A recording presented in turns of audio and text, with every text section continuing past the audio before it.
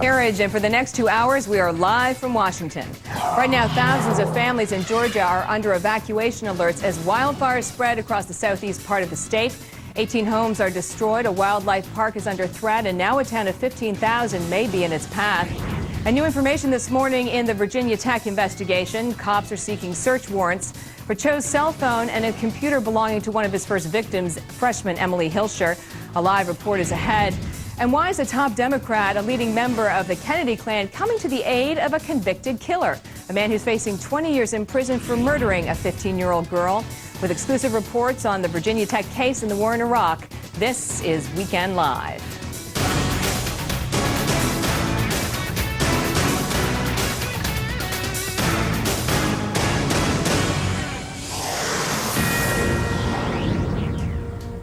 And we begin this hour of Weekend Live with a Fox News alert. Right now, thousands of families in Georgia are under evacuation alerts as wildfires spread across the southeast part of the state.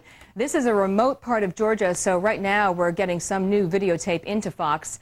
According to officials, powerful winds today may force flames towards Waycross, a town of some 15,000. The fires have already destroyed 18 homes and consumed over 50 square miles of forest. Nothing. We lost everything.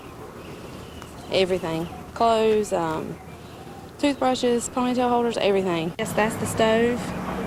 I'm assuming that's part of the refrigerator. That's the hot water heater. And we'll have more on this developing story, including updates from Georgia as soon as they become available.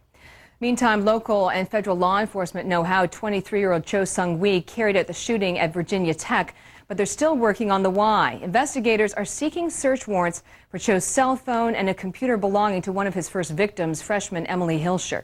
Caroline Shively is live in Blacksburg. Caroline? Hi there, Catherine. Investigators here have a huge challenge before them because Cho shot himself in the head after killing these 32 victims. At the heart of this is, why did Cho do this? What set him off? It may be quite some time before investigators have any answers for him. Another question, why did he start in the dorm then end in Norris Hall? As you mentioned, to try to find answers, police have put in court requests to go through Cho's cell phone and computer records to see who he contacted, who he called, and if he gave anyone a hint of what he was planning.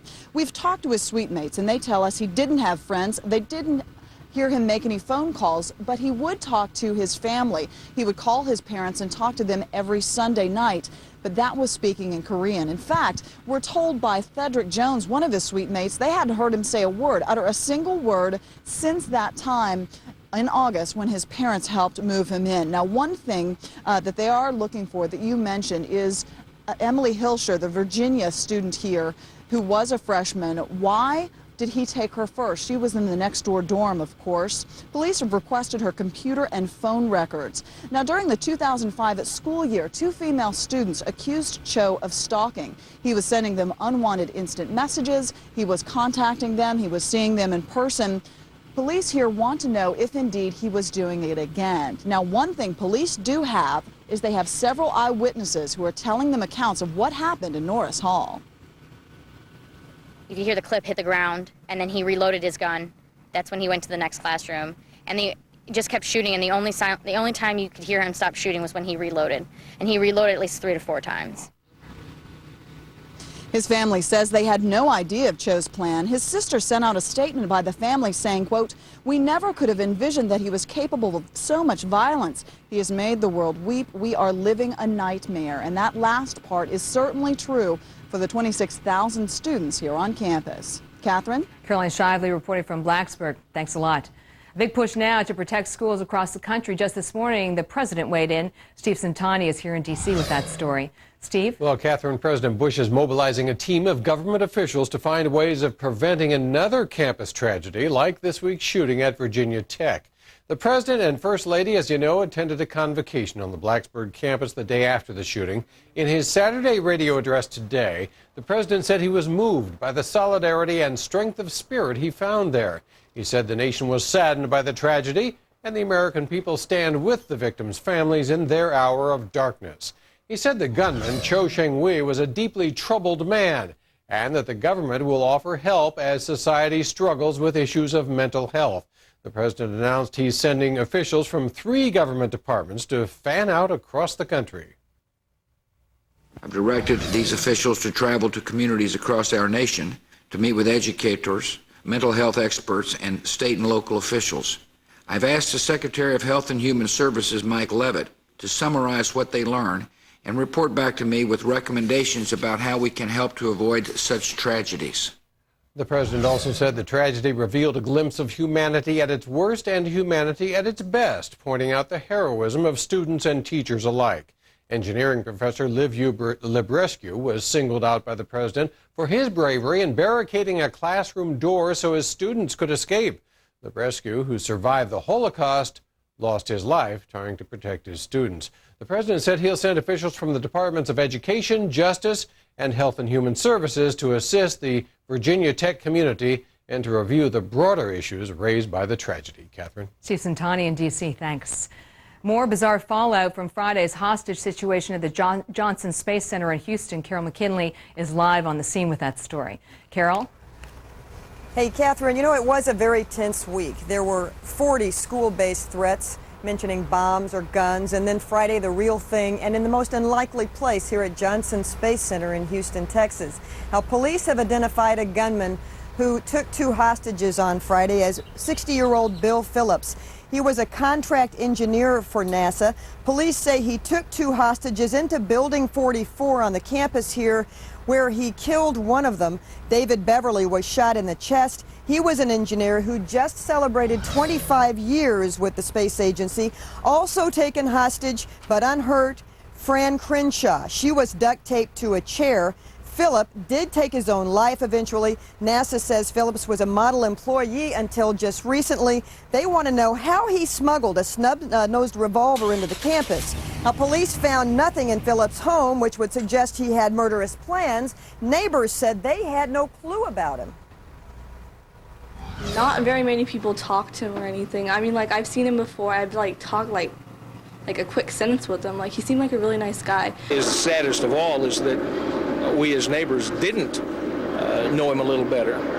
Maybe he could have talked to somebody on our street before he took the action that he took this afternoon. Well, NASA has just told us they've got a press conference. They're going to be coming in front of all of us in about 2 hours. And they say in the press conference, the Houston police are going to be there, as well as NASA, as well as the contract company which Phillips worked for. They say they figured it out. They know why he did this. They do believe that he didn't plan to come out of the NASA Space Center on Friday alive. Catherine? Carol reporting from Houston. Thanks a lot. Meantime, a major milestone in New Jersey Governor Jon Corzine's recovery. Doctors say he's breathing on his own again, but it's still not clear when Corzine will be back to work. Corzine is still listed in critical but stable condition. He's had several surgeries since last week's crash. State Senate President Richard Codey is serving as New Jersey's acting governor. U.S. troops are working almost around the clock to build a 3-mile, 12-foot-high wall around a Sunni community in Baghdad. The area is surrounded by Shiite neighborhoods, which the U.S. military says are, quote, trapped in a spiral of sectarian violence and retaliation. When the wall is finished, the Sunni community called Azamiya will be gated and traffic checkpoints will be there as the only way in and out of that community. This is part of the overall surge strategy to reduce violence in Baghdad. A new video from the Taliban showing the alleged beheading of an American spy. But this video is even more disturbing because a 12-year-old boy is the one apparently wielding the knife. Julie Kurtz is tracking that story from D.C. Julie? Hi, Catherine. This is just a horrible propaganda video being circulated in Pakistan, and we're not going to show you the most graphic part, the beheading. As you said, one of the most disturbing things about this video is the young age of the executioner. The video was obtained by the Associated Press. It appears to be authentic, but we have no confirmation of that. With a soundtrack in the background praising the Taliban, it shows the victim being blindfolded and put on the ground, identified as Ghulam Nabi. He's accused of betraying a top Taliban official killed in a U.S. airstrike in Afghanistan in December. Rare, maybe unprecedented, the executioner is a boy thought to be a 12-year-old, although his identity is uncertain. He calls the victim an American spy before cutting his throat. AP television confirmed the identity of Nabi, the man killed by visiting his family in their remote village in southwestern Pakistan. Nabi's father says he's heard about the video, he doesn't want to see it, but he denounces the Taliban. The Taliban have distorted the name of Islam. They aren't fighting for Islam, rather they are infidels, and the worst infidels. Catherine, AP got the graphic video from a source near the Pakistan-Afghanistan border. The tape's soundtrack appraises Osama bin Laden, who was suspected, of course, of hiding out in that region. The Taliban has released propaganda videos before, as you know, but the use of a child, a young boy, in this al-Qaeda-style killing stands out. A top official with the Independent Human Rights Commission of Pakistan has called for a government investigation, Catherine. Julie Kurtz in D.C., thanks. They call them weapons of mass hysteria, chlorine bombs, and explosives laced with nitric acid. Top member of the House Intelligence Committee is here to tell us what we know about this new tactic that threatens our soldiers. Known as the green alternative, but just how environmentally friendly is ethanol? The result of a new study might surprise you. And Defense Secretary Robert Gates meets with key leaders overseas. His unannounced stop in Iraq stirs further debate, but will it impact the policy? The captioning for this program is brought to you by... So I figured, listen, I wear the shoes, I like them, I'll buy their stock. That's how I invest. Oh, it's all publicly traded. It's on the New York Stock Exchange, genius. So you're going to retire off of shrewd investments in footwear. That's brilliant. I got something here that can help build more houses, design more decks, and help more people. Bayer Aspirin helps prevent 1 out of 3 heart attacks for people at appropriate risk. Be sure to talk to your doctor before you begin an aspirin regimen. Bayer, expect wonders. If you're looking to refinance, cash out equity, or purchase a new home, you can count on Ditech to provide a great rate and outstanding personal service and get your conditional loan approval in minutes. Call 1-800-71-FIXED. Your precious lawn. Destroyed by 2 types of insects. Only Bayer Advanced Complete Insect Killer provides maximum protection against both. Other leading brands stop at the surface, allowing damage to continue. But Complete's unique 2-way action controls destructive pests above ground, plus penetrates to control root-destroying pests for up to 3 months, guaranteed. Damage ends, your lawn flourishes. That's the beauty of better science. Bayer Advanced. Better science, better results. Now get a hint of Mother Nature with the protective power of Crest. New Crest Nature's Expressions.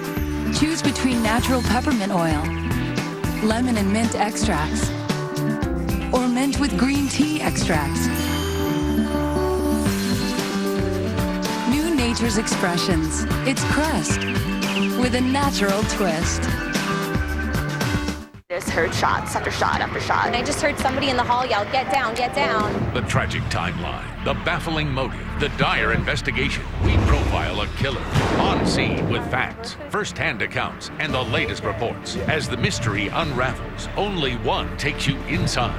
Plus, how is the shattered community moving forward? We will prevail. We are Virginia Tech. Tonight, Greta Van Susteren hosts Crime Scene, the Virginia Tech Massacre. Exploiting grief for political gain, it didn't take long after the Virginia Tech shootings for pundits and politicians to weigh in. There was no decent interval of silence or respect. That issue was tackled this week by Pulitzer Prize-winning columnist and Fox News contributor Charles Krauthammer. Charles, so who's guilty? Who was in quick to score some points? Well, you know, when something like this happens, it's so dramatic, people want to say, aha, this proves that the political acts have been grinding for all these years is valid. So the first, of course, were the gun control advocates who say, if only we'd had stricter laws. You know, there's no way that ultimately somebody who wants to kill, as this man did, is not going to obtain a weapon. And also, if you take away weapons, you're going to have law-abiding citizens who are not going to be able to protect themselves. The second issue that came up almost immediately was mental health. Should he have been committed? And that's a valid issue, although I can't imagine that unless we went to truly draconian laws where you lock people up on any suspicion and lock them up for years, the way it used to be done 50, 60, 70 years ago, unless you did that, you were not going to stop him. If you put him away for 2 weeks or 2 months, ultimately he'd get out. So on that issue, which I've been on for many years because of another reason, because of the suffering of the homeless who are largely mentally ill and who are left to sort of wither and die on the streets. I've been advocating stricter laws. And it's interesting because today the president announced in his radio address that he's going to fan out members of the Department of Education, Health and Human Services, which is clearly the mental health portion of this, and then also law enforcement to look at the questions that have been raised. I think that's where the president is going. There might be, and I think ultimately we're going to want to have a serious reconsideration of the decision that we made 50 years ago when we emptied our mental hospitals, which essentially was to say that freedom is the most important thing, and especially in the case of the homeless, they suffer and they die on the street and they're sick and neglected. Wouldn't it be more humane if you essentially locked them up in asylums and looked after them? But I'm not sure, even though people want to have a change in those laws, that it's going to have any effect on a shooter like Cho. Right. Because when it comes to determining dangerousness, if you're going to lock somebody up on a mental health grounds, commit them, it's going to have to be on dangerousness to themselves or to others. And that is notoriously hard to determine. It's really not, there is not a strict definition. Exactly. It's open to interpretation. And even if you're a trained psychiatrist, and as I was years ago, that particular aspect, you can make a diagnosis of psychosis or of schizophrenia, but is he going to be dangerous in the future or not? That's really guessing, and it's hard to do. And because it's hard to do, you don't want to have a huge net in which a lot of people are locked up. Now, I think the one politician who was really outspoken almost immediately after the shooting was Barack Obama. Well, you know, the night of the shooting, a few hours afterwards, he gave a speech in Milwaukee that's on tape, and he used the shooting to frame a riff about the violence and placed his own pet issues, education, good schools, etc., in that frame. He spoke about the violence that Imus had committed, the violence on the women in Rutgers. He spoke about people who lose their jobs to outsourcing as people who are suffering violence. That sort of defining violence down is almost obscene. It was sort of lazy. It shouldn't have happened. It's good to see it hasn't happened in a lot of politicians. So he linked violence in Darfur, also the Imus controversy, and essentially racism and outsourcing to this. It was bizarre. And you've got to ask yourself, perhaps he was exhausted and perhaps he just he felt he had to do his pet issues and put it in. He felt he had to react to the news. Exactly. Right. So he put it all in that frame, but it really was not a wise thing to do, and it doesn't speak well of him, unfortunately. Charles, thanks for your analysis. It's a pleasure. You won't believe how far Saddam Hussein's intelligence agency can reach as 2 Michigan men are accused of spying for the former dictator right here in the United States. And another recall to tell you about. This time it's beef that's not for dinner. We'll have that new information next.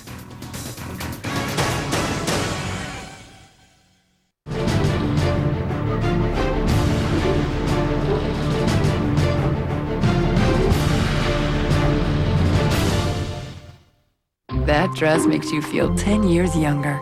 Do your glasses? With LensCrafters 30-day unconditional guarantee, you can change your glasses until they make you feel invincible. Kind of like that little black dress. LensCrafters, open your eyes. Here's a radically simple suggestion from eLoan. You can lower your rising monthly payments by consolidating your debt with a home equity loan and paying one lower monthly rate. Just call 1-800-TRY-eLoan or go to eLoan.com. eLoan, radically simple. Hey, Coach. Hey, Jeff. This year, I'm going big. Follow me? Okay. Oh, I could use some of these. Grab a bunch of those, these do well in bright sun. Sure, these love sun. And all our plans come with a 1-year guarantee. What's the plan, man? It's top secret. Can't really tell you. You gonna give me any hints? You'll see. Oh, these are cool, too. Let the trained nursery specialists at Lowe's help you make any outdoor project a home run. So what do you think? It's big. Couldn't have done without you. Lowe's. Let's build something together. Go to Lowe'sHomeInvestment.com and register to win $2,500 in Lowe's gift cards through April 30th. Cholesterol. It can come from bow tie pasta, but also from your grandfather Bo. From that pie, Creamy Banana. And your mom, Juliana. A healthy diet is important. When that's not enough, adding Vytorin can help. Cholesterol comes from 2 sources, food and family. Vytorin treats 2 sources. Only Vytorin helps block the absorption of cholesterol from food and reduces the cholesterol your body makes naturally. Vytorin was also proven in clinical studies to lower bad cholesterol more than Lipitor alone, more than Crestor alone. Vytorin is not for everyone, including people with liver problems, women who are nursing, pregnant, or may become pregnant. Tell your doctor right away about unexplained muscle pain or weakness, which may be a sign of a rare but serious side effect. Certain medicines or foods may increase your risk of getting this serious side effect. Simple blood tests are needed to check for liver problems. So eat right, stay active, but if that's not enough, ask your doctor about adding Vytorin, 2 sources of cholesterol. Treat them both. Celebrating 15 years of exquisite design, it's Northwest Rugs Anniversary Sale. This week, Northwest Rugs' entire showroom is discounted with every item available for immediate sale. Choose from over 20,000 rugs in stock, a wide assortment of fine furniture and unique accessories, and take your selection home today. The once-a-year anniversary sale at Northwest Rugs. Northwest Rugs, the perfect place to create the perfect space in your home.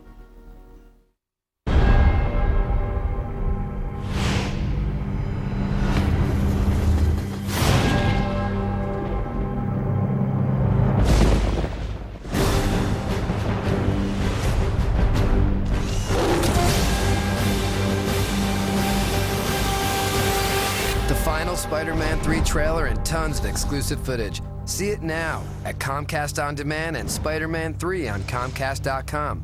It's Comcastic.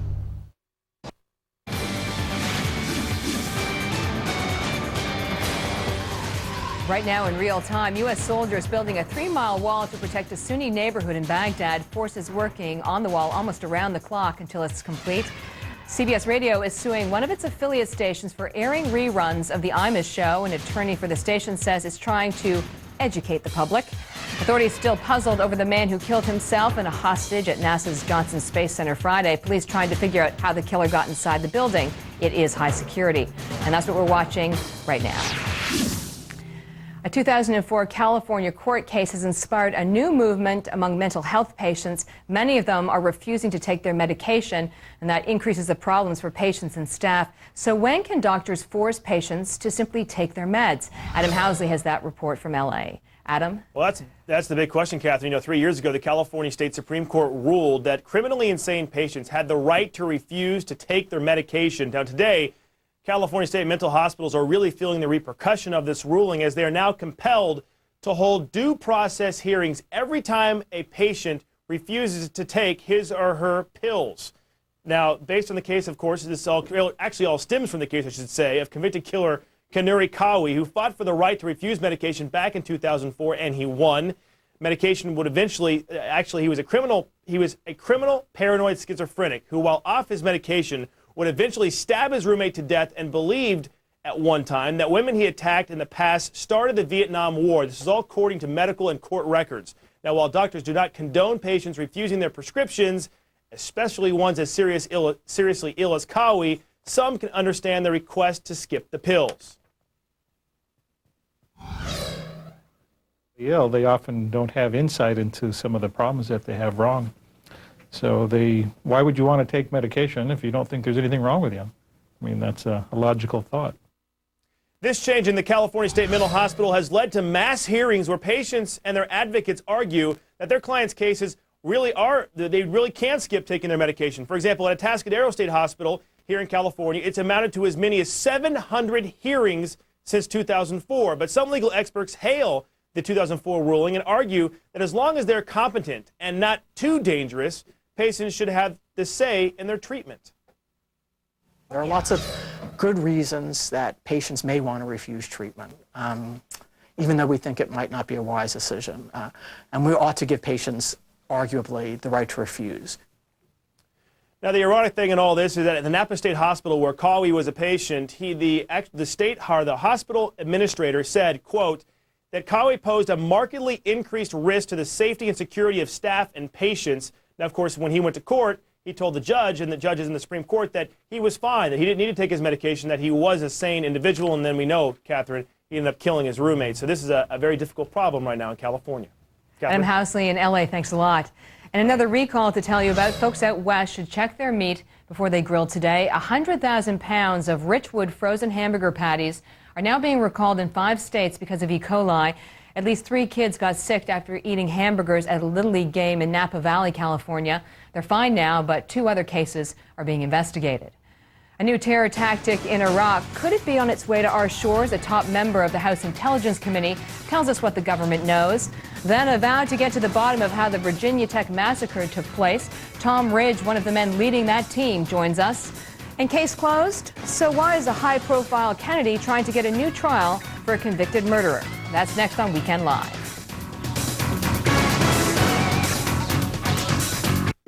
You see a long business trip.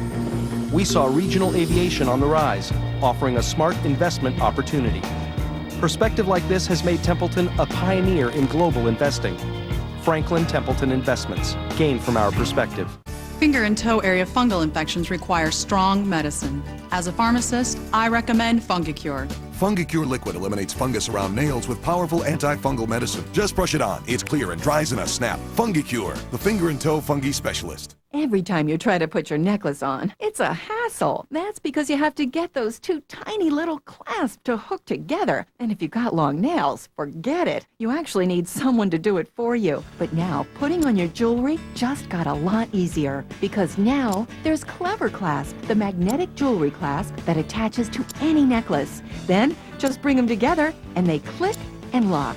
Simply attach a Clever Clasp to each end of your jewelry and that's it. Bring them together and your jewelry's on, even behind your back when you can't see what you're doing. Watch, just get them close and your jewelry's on. Clever Clasp is available in silver or gold to complement all your jewelry. Plus, the super strength magnets are guaranteed to grip and never slip. So even your heaviest necklaces are perfectly secure. And no more hassling to get your bracelets on either.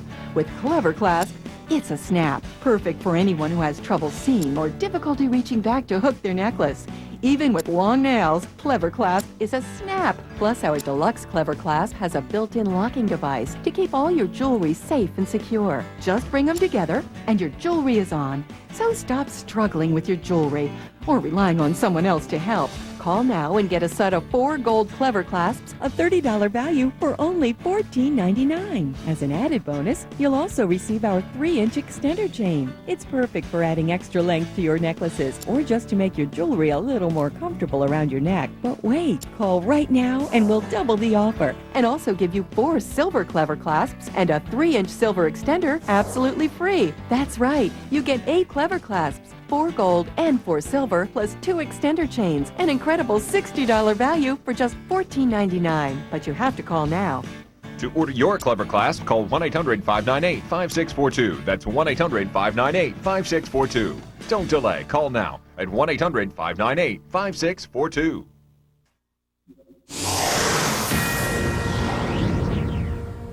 And this is a Fox News alert. Right now, we're getting new information into Fox from the Coast Guard out of Miami. They've located a debris field off the coast of Fort Lauderdale. That's key because at about 9:20 this morning, the FAA lost contact with a small aircraft that was traveling from Fort Lauderdale to the Bahamas. About 6 passengers were on board. Right now, the Coast Guard's trying to see if the debris field is associated with that aircraft that they lost contact with about 3 hours ago, and we'll update you as we get more right here on Fox. Meantime, it's the bottom of the hour, time to reset our top story. Federal funds are now being sent to Georgia to help fight wildfires spreading across parts of the state. Thousands of families are under evacuation alerts at this hour as firefighters brace for a hard battle with powerful winds making their way into the area. Right now, 18 homes and at least 50 square miles have been destroyed. Governor Sonny Perdue says the fires are threatening a number of cities in the state and they could become, quote, a major disaster. And here are some of the other stories we're following right now.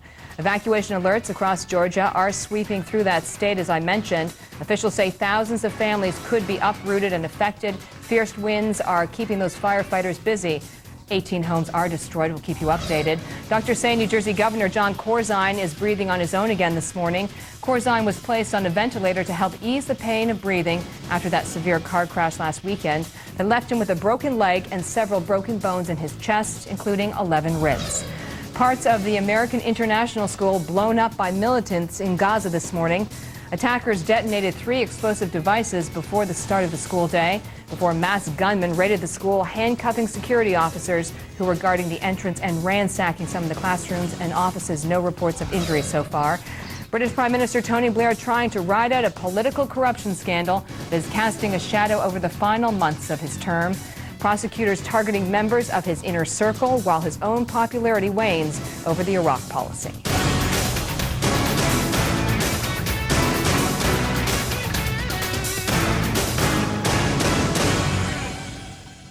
If you think Saddam Hussein wasn't spying on America before the second Gulf War, a new court case in Michigan, suggests otherwise.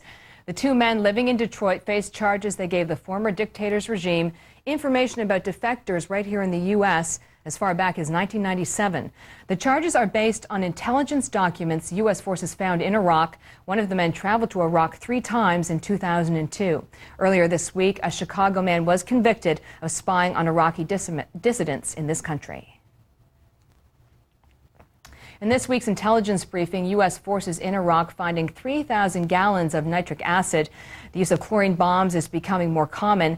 The intelligence community often calls them weapons of mass hysteria because they not only kill people but undermine the confidence of U.S. troops. Joining us on the phone is the top Republican on the House Intelligence Committee, Pete Hoekstra of Michigan. Thank you for being with us, sir. Hey, thank you. Good afternoon. What can you tell us about this 3,000 gallons of nitric acid that was found in Iraq this week? Well, I can't really add much more than what you've already said. This is substance. These are substances that could have been used in some form of rudimentary bomb, and excuse me, they clearly could have caused the hysteria. Not only with the actual explosion of a bomb that might have gone off, but it also starts to cause doubts in the people's minds as to what other tactics these terrorists might use in Iraq. Well, this coupled with the chlorine bombs, this certainly is starting to look like a new and troubling trend in that country. Well, that's right, and we shouldn't be surprised. Every step along the way, as one set of tactics is controlled or we learn how to defeat them more effectively, they expand the scope. I mean, first you have male suicide bombers, then you have women suicide bombers, then you go, as we saw a couple of weeks ago, individuals driving through a checkpoint with children, leaving the car and blowing the car up with the kids still in the car. We should not be surprised by what these individuals do. It gives us a glimpse at the type of enemy, the type of threat that we face. We're dealing with a thinking enemy. As soon as we're on to one tactic, they start to evolve and go on to another. We're starting to see the use of chlorine and the nitric acid. What kind of impact do you think that has on our forces there? Well, I think it just strengthens their resolve. One of the things that you see as you talk with our soldiers, one of the reasons that our soldiers are some of the most committed individuals in fighting these terrorist groups, fighting in Al-Qaeda, and being committed to win, is they see the horror of who these people are, and they're convinced that if we don't stop them in Iraq, if we don't stop them in Afghanistan, in parts of Africa, in Europe, and these kinds of places, they are convinced that these individuals will follow them back to the United States. They'd rather fight them and defeat them where we define the battlefield rather than letting them define the battlefield here in the homeland. Is there evidence that Iraq has really become, maybe for the lack of a better word, a laboratory where they can develop new weapons and new tactics that they could use outside of that country? Well, it's a laboratory, and it's also clearly becoming a focal point. When you get the majority leader of the Senate saying that we have lost the war in Iraq, Al-Qaeda takes great encouragement from that. I mean, they take credit for driving the Russians out of Afghanistan. They now can take credit based on what the majority leader has said for driving the Americans out of Iraq eventually. And it's really the second stage in what they want to do. They want to drive the Americans out of Iraq. You'll notice that some communique this week indicated that they were setting up a shadow government of Sunni insurgents, where the leader of Al-Qaeda in Iraq was named the Minister of War, and that's their second step that they want to take, which is to capture a geographic area in Iraq so that, so that they can undermine the government of Iraq and then begin to undermine the other governments in the area and begin establishing their caliphate under Sharia law. And the caliphate is sort of their broader empire. Congressman, thank you very much for being with us. Hey, thank you. Have a good day. You bet. Joining us now with more is Colonel Randy Larson from the Institute for Homeland Security. He's the author of a forthcoming book, Our Own Worst Enemy. He says Iraq has indeed become a testing ground for some dangerous weapons of terror. Colonel Larson, what evidence is there to suggest, apart from what we just heard from the congressman, that they are testing new strategies there? Every warfare, Catherine, both sides test new strategies and tactics and weapons. We do. The bad guys do. You said they're a thinking enemy.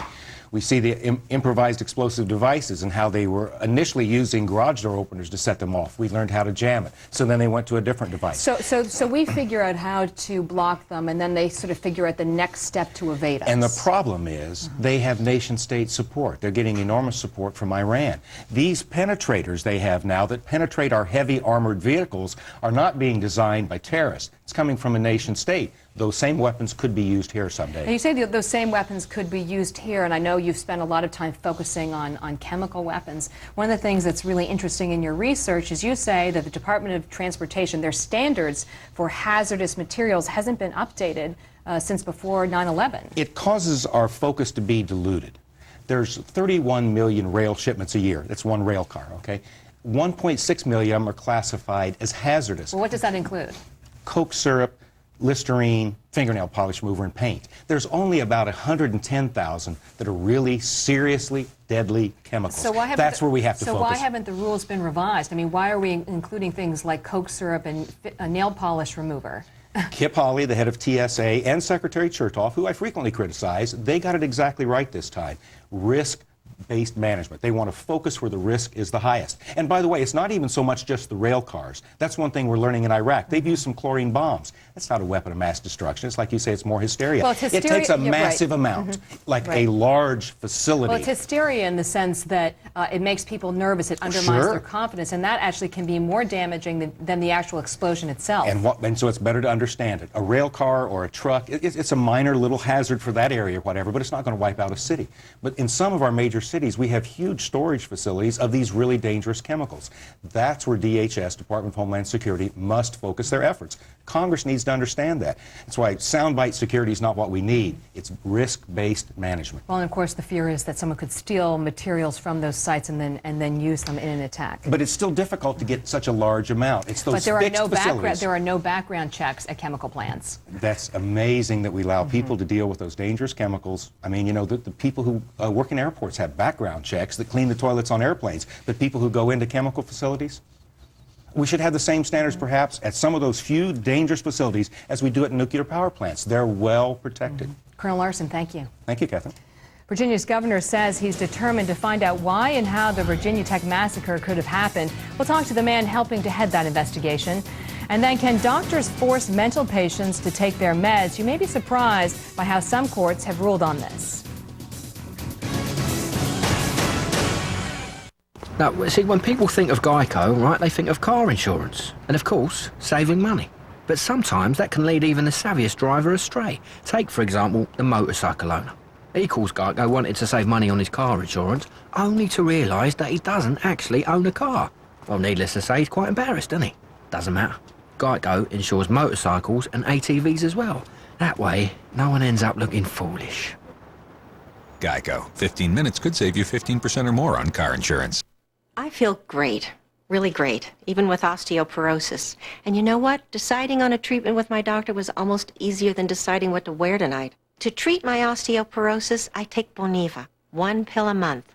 Boniva helps me build strong, healthy bones to prevent fractures. Unlike weekly treatments like Fosamax, you only need Boniva once a month. So for me, Boniva was just a smart choice. You should not take Boniva if you have low blood calcium, severe kidney disease, or cannot sit or stand for at least 60 minutes. Follow dosing instructions carefully. Stop taking Boniva and tell your doctor if you experience difficult or painful swallowing, chest pain, or severe or continuing heartburn, as these may be signs of serious upper digestive problems. Look, having strong, healthy bones is so important. I've got this one body and this one life, so I'm going to do my best to get it right. Talk to your doctor about Boniva.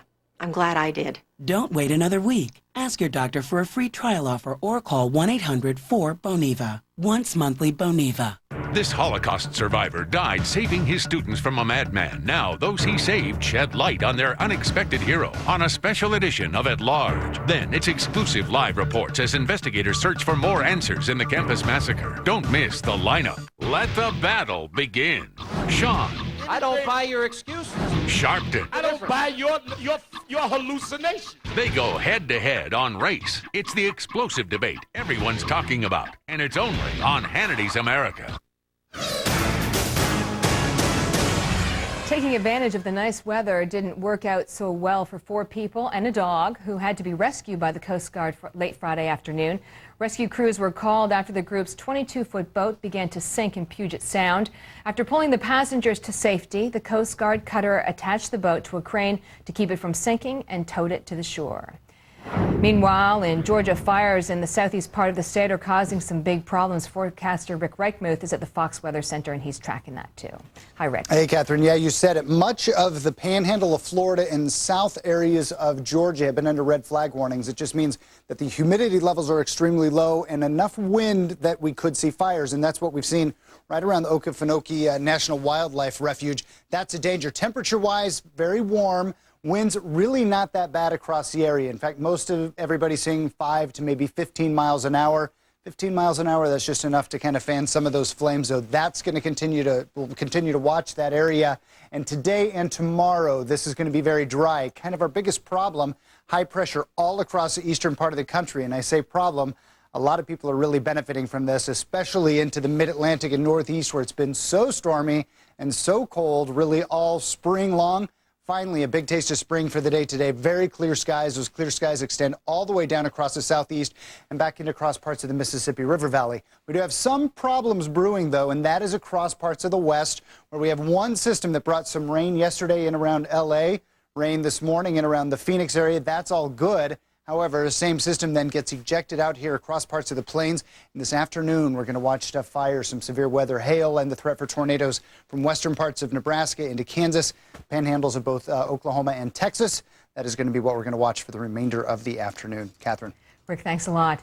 The governor of Virginia promising a thorough investigation into exactly why and how a 23-year-old Cho Seung-Hui was able to carry out one of the deadliest mass killings in U.S. history. One of the men leading that independent review is former Homeland Security Secretary Governor Tom Ridge, and he joins us on the phone. Governor Ridge, thanks for being with us. Catherine, good to join you. Sorry we have to talk about such a horrific incident.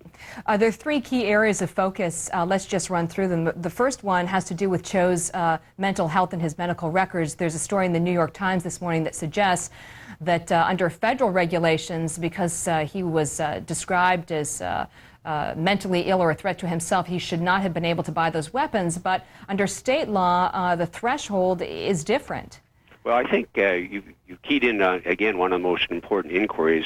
What is the legal responsibility to report mental health problems, and is that ability to report to either the federal officials, to campus officials, or even to the parents, restricted by laws that have been on the books passed by Congress in the 70s and the 90s. Clearly, there's a law on the book right now, a couple of them, that protect the student's right to privacy, and by banning disclosure of mental health problems, even to the student's parents. So one of our areas of inquiry, we know he was a deranged and troubled youth, but what prevented the right people who, under the circumstances, might have interceded and prevented this incident from knowing that he needed some help? Mm-hmm. The time gap is something that everyone has keyed in on. What are you very interested there?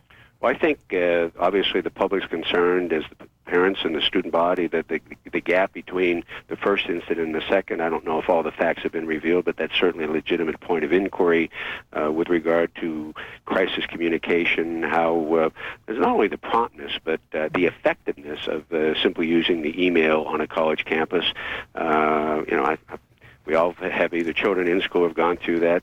Sometimes it takes a while to answer their emails. Maybe text messaging would be better, but I don't know whether the campus even allowed them or required them to give them their private phone number. So again, there's a lot of questions to be asked, and we don't want to prematurely come up with any conclusions until we have the questions answered. What's your gut tell you at this point? Do you think this could have been prevented? My gut tells me that there were impediments all along the line, that the primary responsibility for this incident is now deceased, Cho himself. It seems to me one of the biggest problems we have is you've got a young man, mentally deranged, some would say evil, walking on an open university campus with licensed firearms. That is a huge, huge problem that could be replicated on campuses, 4,000 plus campuses around this country, and we have to figure out why it happened and if there are recommendations need to to be made to change some laws and regulations to minimize that risk, we have to make those recommendations. Well, you're sort of suggesting there may be a necessary change in the law, but is there not a danger here of overreacting? Well, I think that's a fair comment, Catherine. I think, one of the cherished institutions in the United States is our incredible college and university network. And I think that's why the governor of Virginia has said, look, you've got a broad mandate, but let's be thoughtful about this. Let's be open. Let's be comprehensive. This is a national crisis, and whatever lessons we've learned and whatever recommendations we make will have an application on 4,000 plus campuses that have over 17, nearly 18 million students. Let's be thoughtful about this, and he's appointed a multidisciplinary committee to do just that. Governor Ridge, thank you. Good talking with you, Catherine. Tom Ridge isn't the only one who's trying to understand what happened at Virginia Tech. Chris Wallace, the host of Fox News Sunday, is working on the story as well. One of the things that was interesting to me in the Ridge interview is that he's already keying in on the discrepancies between the federal and state regulations. Well, and it speaks to a larger issue, and that is that we have privacy laws and we have mental health laws, disability laws, which prevent college administrators from finding out some of this information, and as the governor pointed out, even the parents from finding that out. Have those laws gone too far in protecting the rights of the individual instead of protecting the larger community? We're going to be talking to the Lieutenant Governor of Virginia, Bill Bolling, tomorrow, as well as the president of George Washington University here in the city of Washington. His name is Steve Trachtenberg. A year ago, they suspended a kid who had severe mental health problems. He then sued the school under the Americans with Disabilities Act, and they ended up having to pay him a settlement. So there's a real question as to whether things are getting out of whack here. Well, they're competing interests. The school has to consider the rights of the student. They want them to come forward for help, but then also the potential threat they may face. And in the George Washington University case, they sort of rolled the dice and in the end got slapped with a major lawsuit. Yeah, but as the President Trachtenberg said at GW, I'd rather be paying a lawsuit for a kid who didn't commit a crime than having to pay a lawsuit to the victims of a crime. We're also going to be talking to Senators Arlen Specter and Charles Schumer about what can be done on the federal level, and in addition, we'll of course be talking to them about the very controversial testimony this week by Attorney General Gonzalez and whether or not that was enough to save his job. Is your sense that it was enough to save the Attorney General's job? I think if it were a Broadway show, it would have been closed on the first night, but at this point there's an audience of one, and that's the president, and the president gave it a boffo review. He said he was very pleased with his performance. That's the only vote that counts. Chris, thank you. We've gotten lots of emails from viewers about Virginia Tech, including one from someone named David. He points out an interesting estimate he came up with. David suggests the whole attack likely cost about $1,300. That's less than a flat-screen TV. He writes, if a psychopath like Cho can commit mass murder using money from his parents or his Visa or MasterCard, imagine what a well-funded terrorist organization like Al-Qaeda or Hezbollah with highly trained terrorists could do at an elementary, high school, or college. Some disturbing thoughts, to say the least. If you'd like to send us your ideas, you can do so at Kat, that's me, at foxnews.com. More details are surfacing about the deadly hostage situation at the Johnson Space Center yesterday. We'll have a live update that's ahead. Meantime, Alec Baldwin speaks out over that angry phone message rant, and for a change, his anger is not directed at his 11-year-old daughter. Then, are privacy laws more harmful than helpful, especially when you're trying to get a ticking time bomb off campus? We'll have expert legal advice.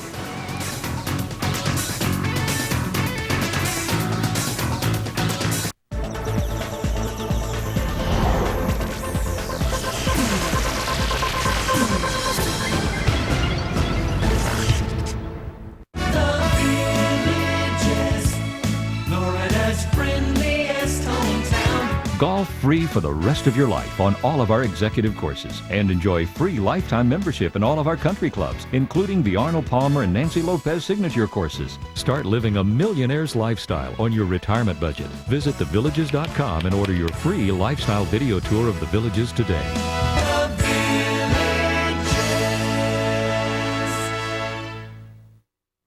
Your mind. It takes everything in and sorts it all out. You need to keep it vital. Introducing a new supplement, Bayer Nutritional Science Vital and Sharp Mind, uniting science and nutrition to help support memory, mental sharpness, and healthy brain function with a unique formula of ginkgo and omega-3. What will your vital mind achieve? Find out more at BayerNutritionalScience.com, uniting science and nutrition for your... Celebrating 15 years of exquisite design, it's Northwest Rugs Anniversary Sale. This week, Northwest Rugs' entire showroom is discounted with every item available for immediate sale.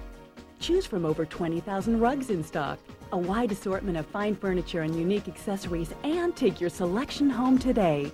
The once-a-year anniversary sale at Northwest Rugs. Northwest Rugs, the perfect place to create the perfect space in your home. Comcast now offers home phone service. This is not internet phone. It's a new, reliable choice in home phone service built from the ground up. With digital voice quality, 12 calling features, voicemail, plus unlimited nationwide long distance. All included for one low monthly price. You can even keep your current phone number when you switch. Call 1-800-COMCAST today and pick up Comcast Digital Voice for as low as $39.95 a month. So are you going to get it? WrestleMania was only the beginning. Now, prepare for the Backlash. At Backlash, I'm gonna whip your ass. Rest in peace. At Backlash, there is no tomorrow. At Backlash, the talking stops. At Backlash, you're finished. It is all about retribution. The Backlash begins.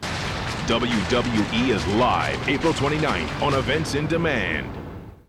Oregon basketball is over, but spring sports are underway on CNW14. Comcast and the U of O are teaming up to bring you coverage of events that you won't find anywhere else. Oregon's Hayward Field hosts the 2007 Pepsi Team Invitational. Catch all the Ducks men's and women's track and field stars in action against Kansas State, USC, and Washington. Oregon Sports, exclusively on CNW14. And as we come back from the break, this is a Fox News alert. Right now, you're looking live at aerials from WSVN. That's our Fox affiliate down in Miami. That's a Coast Guard ship in the distance. Right now, they're trying to get to a debris field that is off the Fort Lauderdale coast. Earlier today at around 9:20 Eastern, the FAA lost contact with a very small passenger aircraft. According to the wire services, it's identified as a Piper Aztec, and 6 people were on board. The Coast Guard off the coast of Florida has launched a search and rescue mission. At this time, there is no word on whether this debris field that they have located off the coast of Fort Lauderdale is connected to the missing aircraft. There is no word right now on who was aboard that plane, though we do understand it was traveling from Fort Lauderdale to Andros Island in the Bahamas. Those are live pictures you're seeing right now from WSVN, and as we get more information, we'll bring it to you right here on Fox. A high-profile Kennedy is publicly coming to the defense of his cousin, a cousin who just happens to be a convicted killer. 5 years ago, Michael Skakel got 20 years to life for killing his neighbor Martha Moxley when she was just 15 years old. Now, Robert Kennedy Jr. claims Skakel deserves a new trial because apparently new evidence connects 2 other men to the murder. Jane Velez Mitchell is a criminal justice reporter and author of the upcoming book, Secrets Can Be Murder. Okay, Jane, let's just start with some context here. Describe the murder of Martha Moxley and how gruesome it was. Well, Catherine, this was a horribly gruesome murder. It happened way back in October 30th, 1975, Fright Night, the night before Halloween, in the exclusive community, not just of Greenwich, but within that, the gated community of Belle Haven. And the kids were up to a lot of mischief. There were hijinks, there was drinking, but it all turned tragic when Martha Moxley, was only 15 at the time, was bludgeoned to death with a golf club. She was beaten so badly that the golf club broke, and then she was stabbed with a spear from the golf club. That golf club belonged to the Skakel family. That's right. Okay, so why is Robert Kennedy Jr. coming out now for his cousin? It's 5 years after the trial. What does he think could get him a new trial at this point? Well, he really has spearheaded this entire new phase. He played sleuth, essentially, and found this guy, Tony Bryant, who ironically is reportedly a cousin of the NBA star Kobe Bryant. And Bryant said in a videotaped interview in 2003 that he and two other African-American males, and that's relevant to this case, were going up to Greenwich, Connecticut on this very night and talking about how they wanted to, quote unquote, go caveman on Martha Moxley. In other words, grab her, drag her, beat her. So they got this interview with Tony Bryant on videotape. A private investigator videotaped the interview in 2003. But I have to tell you, there are a whole lot of problems. Well, many problems with this story. Let's talk about those problems. I mean, Tony Bryant, why is his story considered credible? Well, according to the prosecution and the attorney for the at least one of the two young men that he implicated says it's not credible. In fact, the attorney for one of these two young men says if you believe this story, you believe in the Tooth Fairy. These two young men said they weren't there that night. They had absolutely nothing to do with this. This has turned their life upside down. They are horrified by this. Tony Bryant has credibility problems. He has a criminal record. He reportedly has lied in the past, claiming he was a lawyer and was not a lawyer. And on top of that, if you watch the actual videotape interview, he remembers everything that happened more than 30 years ago perfectly, where everybody else who has testified is struggling to remember, as you would naturally think, what happened more than 30 years ago. So there are a lot of problems with this story. Well, and a lot of things that don't end up. But Jane, we'll count on you to keep us posted. Thanks. Thank you, Catherine. President Bush, hoping his administration can help get to the bottom of school violence, will tell you what his plan is next. Then he's back from the great beyond, and what a trip it was. We'll tell you just how much the latest space tourist spent for his round trip to the heavens. I've been acting for over 50 years, but what I'm about to tell you is no act. This is Iceland Health Omega-3. I take Iceland Health Omega-3 to protect myself against heart attack and stroke. Study after study has shown that taking quality omega-3 can reduce inflammation in your heart and prevent heart disease. And when it comes to purity, Iceland Health Omega-3 is the best you can buy because it's 100% pure pharmaceutical grade omega-3. I started to take the omega-3s every single day. When I went back to get my cholesterol checked, I had dropped about 30 points. I have 5 grandchildren, and all I want to do is see one of them get married, and then take an Iceland Health. I'm sure I could see maybe 2 or 3. Call now, and Iceland Health will send you a free month supply of omega-3, along with a free video explaining all its benefits. Iceland Health makes the leading brand of omega-3 from fish caught in the cold, clear waters around Iceland. With Iceland Health Omega-3, you can reduce arterial inflammation, increase circulation, remove plaque, improve your blood pressure and cholesterol, and even help your memory, sleep, and energy. Since taking Iceland Health, my triglycerides have gone down substantially. It definitely has reduced my bad cholesterol and increased my good cholesterol. Iceland Health Omega-3 made me feel 100% better. For your free month supply of Iceland Health Omega-3 and free video, call now. Your heart is the most important muscle in your body. And the most important thing you can do for it is to start taking Iceland Health Omega-3 and make heart disease cry, uncle. Call now for your free month supply of Iceland Health Omega-3 and free video. Call this number now or visit omega3forfree.com. Are all gasolines the same? At Shell, we're constantly testing to prove there is a difference. From in the lab to driving 5,000 miles on the open road. And while some interesting things happened during the testing, the results proved even more interesting. Low-quality discount gasolines can allow performance-robbing gunk to build up in your engine. Shell gasolines stop gunky buildup, helping your car perform at its best. Now that's a difference. I'm Catherine Herridge. In the next hour of Weekend Live, right now thousands of families in Georgia are under evacuation alerts as wildfires spread across the southeast part of the state. Just moments from now, state officials say Manor and Homerville are now under threat. And new information this morning in the Virginia Tech investigation. Cops are seeking search warrants for Cho's cell phone and a computer belonging to one of his first victims, freshman Emily Hilscher. A live report is ahead. And now actor Alec Baldwin, who called his daughter a thoughtless little pig, is turning his anger on someone else, and it's not his ex-wife. That's coming up right here, right now on Weekend Live.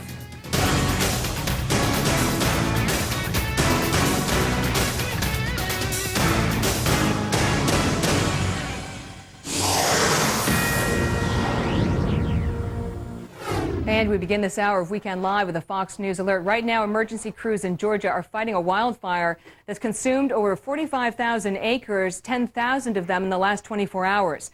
Officials have called in help from Florida, North Carolina, Tennessee, and even the federal government. Thousands are under an evacuation warning. At least 18 homes have been destroyed, and winds are threatening to make the situation much worse. We'll have spokesman from the Georgia Forestry Commission in a short time. But in the meantime, he's told us that only 35% is contained, but those winds are out of the east and are now pushing the fire away from Waycross, a city of more than 15,000. They now say smaller communities of Manor and Homerville are in the fire's path. About 1,000 people were forced to evacuate earlier this week, and 5,000 more were urged to leave their homes voluntarily yesterday because of potential health hazards from that heavy smoke. We'll bring you more when we get it. Local and federal law enforcement still trying to figure out what drove 23-year-old Cho Seung-Hui to carry out that shooting at Virginia Tech. New today, investigators seeking search warrants for Cho's cell phone and a computer belonging to one of his first victims, freshman Emily Hilscher. Caroline Shively is live in Blacksburg. Caroline? Hi there, Catherine. It was back during the 2005 school year when Cho was accused of stalking 2 female students here at Virginia Tech.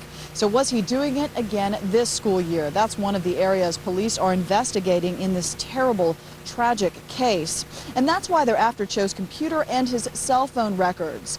In the 2005 cases, he sent instant messages and made unwanted advances. His first victim on Monday was Emily Hilscher, as you mentioned. She was a freshman here at Virginia Tech.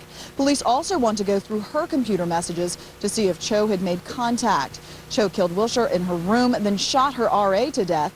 About 2 hours later, he headed to Norris Hall to kill 30 more, and then himself. Police have interviewed his suite mates for information. We've talked to those suite mates as well, and they tell us he didn't have any friends. They didn't hear him make phone calls except to his parents on Sunday nights, and those conversations were in Korean. Now, he did have at least 2 email accounts police are looking into. He used the personal account to buy one of his guns online. Police do have dozens of eyewitnesses to the crime. They described Cho's movements that day, but not the reasons behind them. I saw a professor almost holding his kids back, but he looked really horrified, and it's as if he started realizing what it was. And at that point, you could hear the screams of people, and I didn't want to believe that it was gunshots. For the students who stayed here this weekend and for the community of Blacksburg, local religious communities came together at the ceremony this morning. As the choir sang, tears rolled down the faces of many sitting in the pews. And Catherine, we expect many more tears on Monday. That will be students' first day back on campus. Catherine? Caroline Shively in Blacksburg, thanks. Big push now to protect schools across the country, and just this morning, the president laid out his plans. Steve Centani is here in D.C. with that. Steve? Well, Catherine, President Bush is offering federal help in the wake of the shooting this week that claimed the lives of 32 students and faculty at Virginia Tech. The president and first lady attended a convocation on campus the day after the shooting, and today in his Saturday radio address, the president said the nation is saddened by the tragedy and the American people stand with the victims' families in their time of need. He pointed out there were warning signs before Cho Seung-Hui opened fire Monday and said we can never fully understand what would cause a student to take the lives of 32 innocent people. What we do know is that this was a deeply troubled young man, and there were many warning signs. Our society continues to wrestle with the question of how to handle individuals whose mental health problems can make them a danger to themselves and to others. Colleges and state and local officials are now confronting these issues, and the federal government will help. Now, the president announced that officials from 3 different government agencies will offer help to the Virginia Tech community, and they'll fan out across the country as well to investigate the broader issues involved here and find ways of preventing any similar tragedy in the future. In his message, the president also praised the heroism of students and faculty alike. Without using his name, the president singled out engineering professor Liviu Librescu for his bravery in barricading a classroom door so his students could get out. Librescu, who survived the Holocaust, lost his life trying to protect his students. The White House took the unusual step of releasing a transcript of the president's Saturday radio address on Friday, allowing advance coverage of the president's response to the Virginia tragedy. Catherine? Steve Centani in D.C., thanks. New information this morning about that bizarre hostage situation at the Johnston Space Center in Houston. Carol McKinley is live on the scene. Carol? Hey, Catherine, we've learned that the suspect in this case, who killed himself, also took another person's life on Friday afternoon, was under job review. He was afraid of losing his job, and that might have been the motivation for what he did. In an hour, we'll find out for sure, because NASA and the Houston police are going to have a press conference. They believe that Bill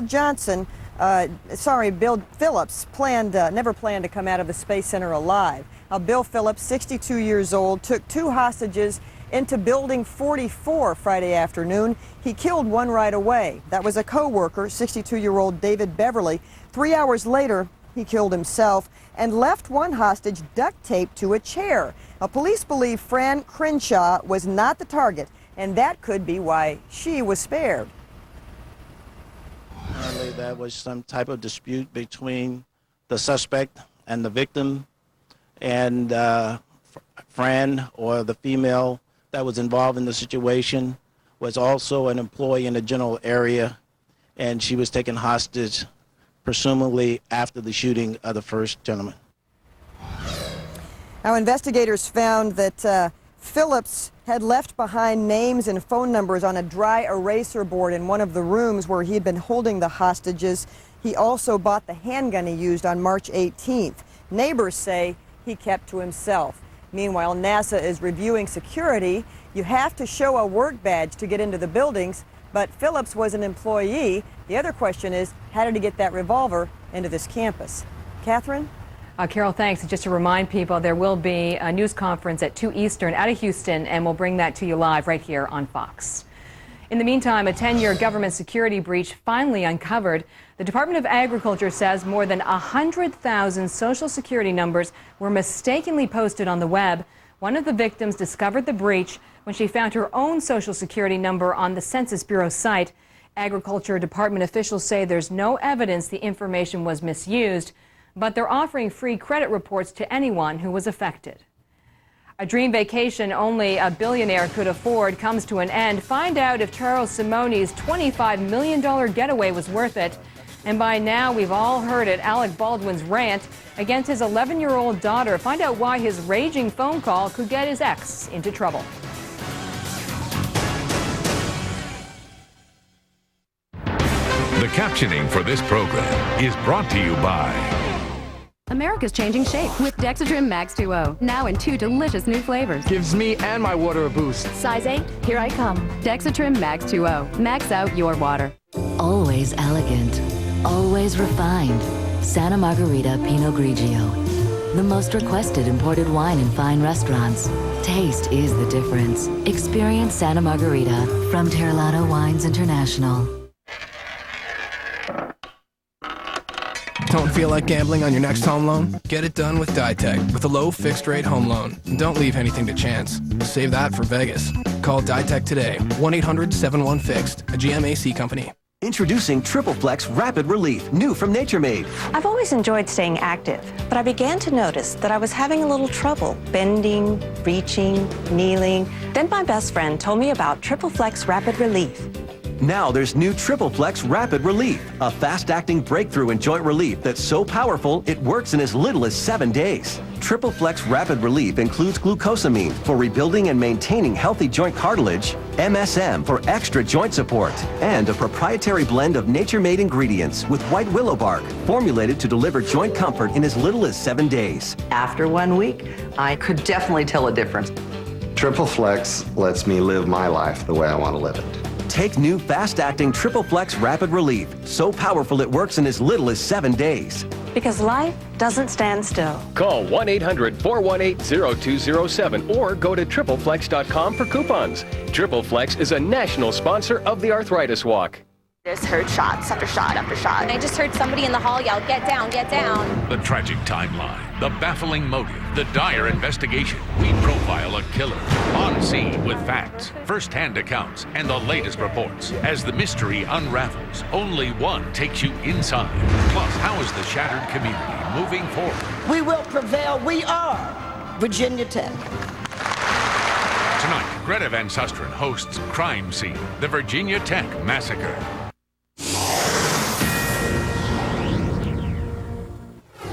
And this is a Fox News alert. Right now, you're looking at live aerials from WSVN. That's our Fox affiliate in Miami. Earlier today, at around 9:20 Eastern Time, the FAA reported that they had lost contact with a very small passenger aircraft. Right now, the crew from WSVN is heading out off the coast of Fort Lauderdale, about 17 miles, because the Coast Guard has spotted what they think is a small debris field, and they're trying to find out whether the debris field is in fact that missing aircraft. It is a small aircraft, a Piper Aztec, with 6 passengers on board. There is no word on who the passengers are or whether the aircraft ran into any trouble. We'll stay with these live pictures just for a minute, and we will bring you more information as we get it right here on Fox. Meantime, Microsoft billionaire Charles Simonyi is back on planet Earth after becoming the 5th space tourist in history. A Russian space capsule carrying him and 2 others landed in Kazakhstan this morning. He paid $25 million for a 2-week stint at the International Space Station. On hand in Kazakhstan when he left Earth, his friend Martha Stewart, who sent a gourmet meal into space with him, but there was sadly no sign of Borat. 5,000 sailors are home after an unexpected 3-month deployment in the Western Pacific. The USS Ronald Reagan, the Navy's newest aircraft carrier, is back in its home port of San Diego after conducting exercises in Korea and Japan. The ship's crew includes 24 new dads who are meeting their babies for the first time this weekend. Oh, that's quite a graphic. While Defense Secretary Robert Gates meets with key leaders overseas, some speculate he's warning them the U.S. could start pulling out of Iraq by the end of next year. All of this as the Senate Majority Leader refuses to back away from calling the Iraq War lost.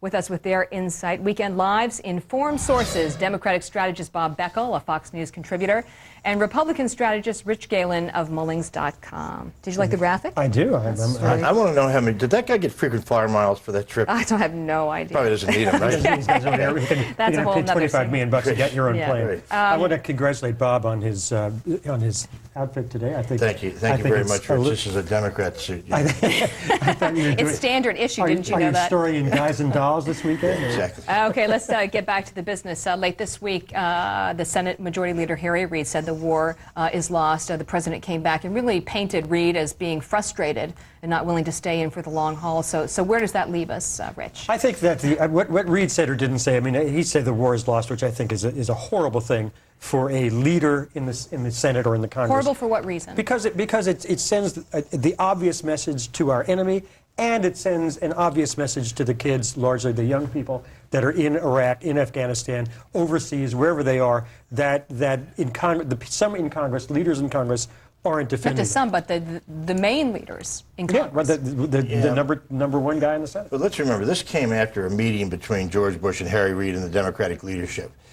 It was frustrating all the way around. Tempers are getting way out of hand right now. I'll tell you in a second about what's going on among Democrats. But I think that what Reid finally did was tell George Bush what he needed to hear. Everybody else has been telling him for the last 4 years, oh, things are fine, we're moving along just well. I think Reid got angry about it and said, look, this thing, the way you're doing it, is lost. But here's the issue. The Democrats decided that they were going to back off on their date certain to leave.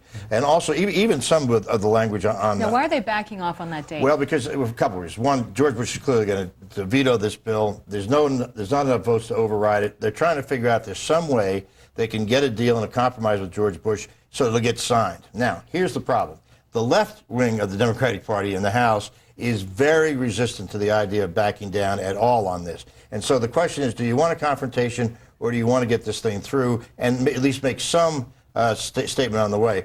There's now an idea, by the way, of doing 3-month funding in 3-month tranches. How do you fund a war sort of by a trickle effect? But that goes, I mean, I agree with everything you said. And by the way, our friend Bob is the first one to say that the Democrats would have to come to the obvious conclusion that the president could just keep vetoing these things. But the president will veto that because all that does is continues to narrow down the focus of what the Congress is looking at. How many bombs went off last week? How many bombs this 3 weeks? I mean, you can't run a war like you run GM and giving your quarterly earnings to a bunch of analysts. You got to run a war like it's a war. When these people go home on the weekends, the country is where the Democrats are on this thing, and they're getting beat up. Well, and the politics, frankly, is running the other way. Sometimes you have to do policy above politics. John Kennedy wrote a whole book about that. He did, didn't he? Yeah. But I'm telling you, this one is very difficult internally for the Democrats, and I think, frankly, George Bush has got to be careful. He's got to give something in this negotiation,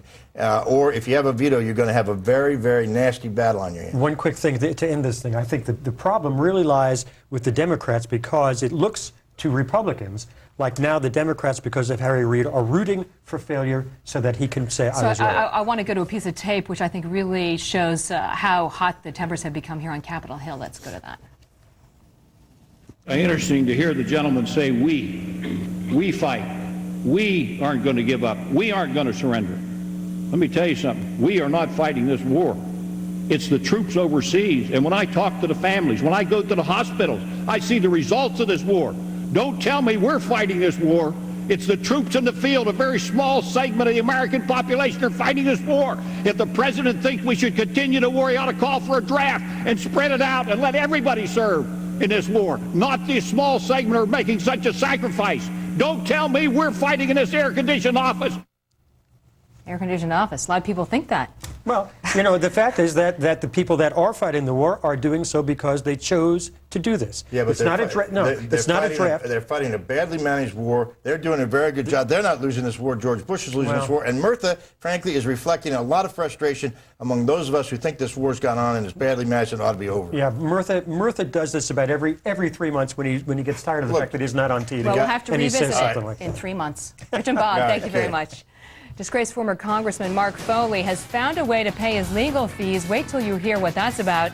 And Alec Baldwin strikes back over that angry phone message rant. And for a change, his anger is not directed at his kid.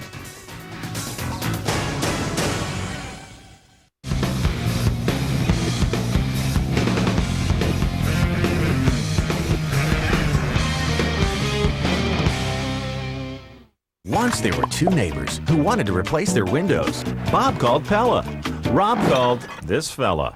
Bob got to work with a Pella expert to choose from windows and doors made to the highest standard. Rob didn't. Pella professionally installed each window for a proper fit, unlike this fella. Now Bob and Rob both have their replacement windows. Bob loves his Pella windows.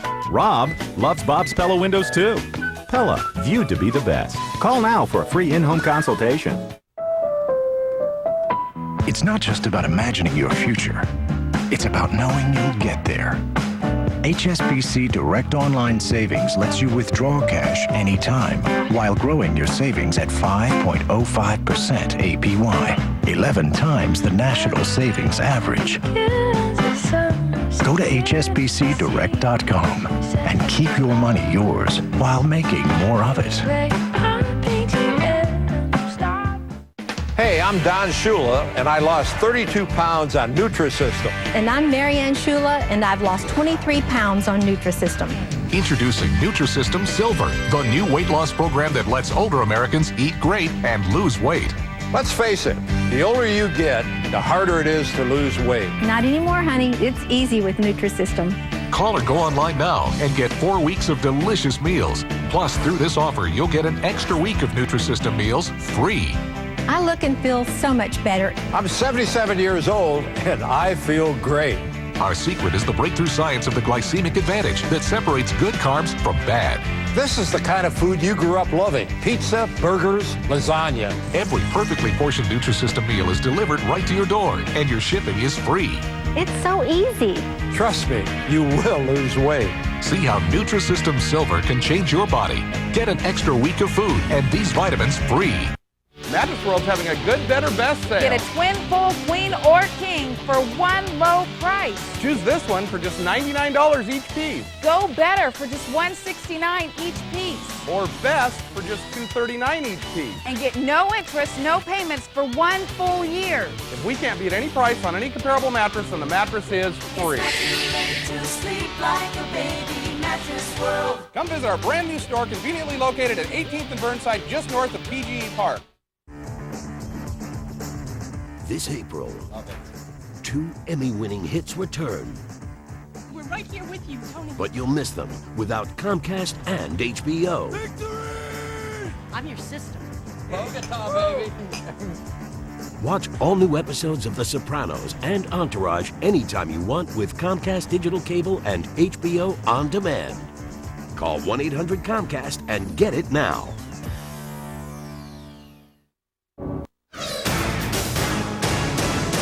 I just want to remind everyone that we're anticipating a news conference at the top of the hour, 2 Eastern. We'll be hearing from police and officials in Houston. It'll be the latest on that murder-suicide at Nasi yesterday, so that's at the top of the hour right here on Fox.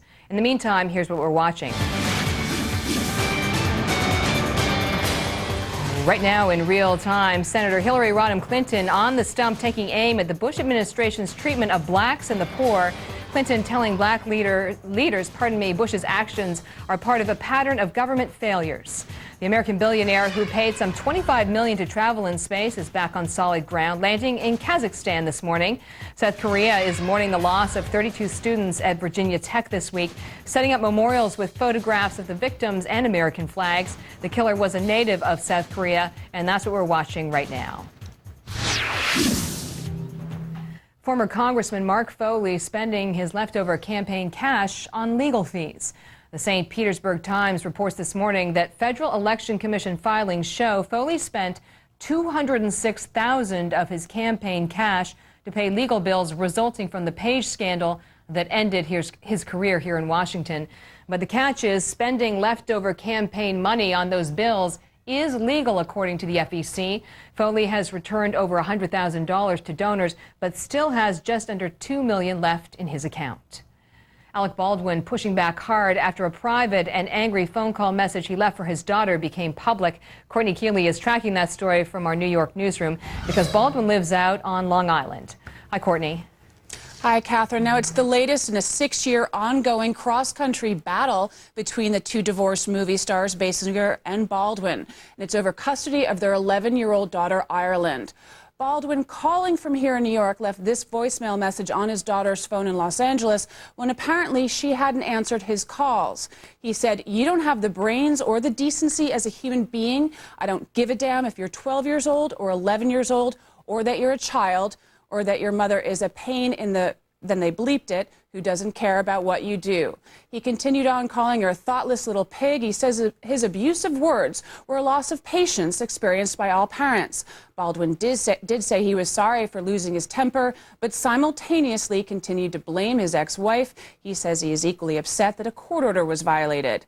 Baldwin's attorney, Vicki Green, filed a Superior Court order Friday to determine how the voicemail message was leaked to TMZ.com and to determine whether action should be taken against Basinger or her attorneys or anybody else associated with the leaking of the tape. Baldwin has not appeared publicly in recent days at his Manhattan apartment or Long Island home. His public relations rep spoke to Fox and said Baldwin's vicious words were inappropriate, but that Basinger's actions are unforgivable. Now, Catherine, Basinger's lawyer said Baldwin's recent attempt was an attempt to shift responsibility onto Basinger and shows just how out of touch he is with reality. Now, a hearing is scheduled for June 5th. Catherine. Courtney, thanks a lot. Could one of the greatest hopes for renewable fuel end up being bad for the environment? We'll investigate ethanol and whether it's a big green lie. Then are laws meant to protect us actually standing in the way of preventing tragedies like the one at Virginia Tech? And this week, the Supreme Court hands down a big win for abortion foes. Could a big change for Roe versus Wade be on the horizon? We've got the fair and balanced debate.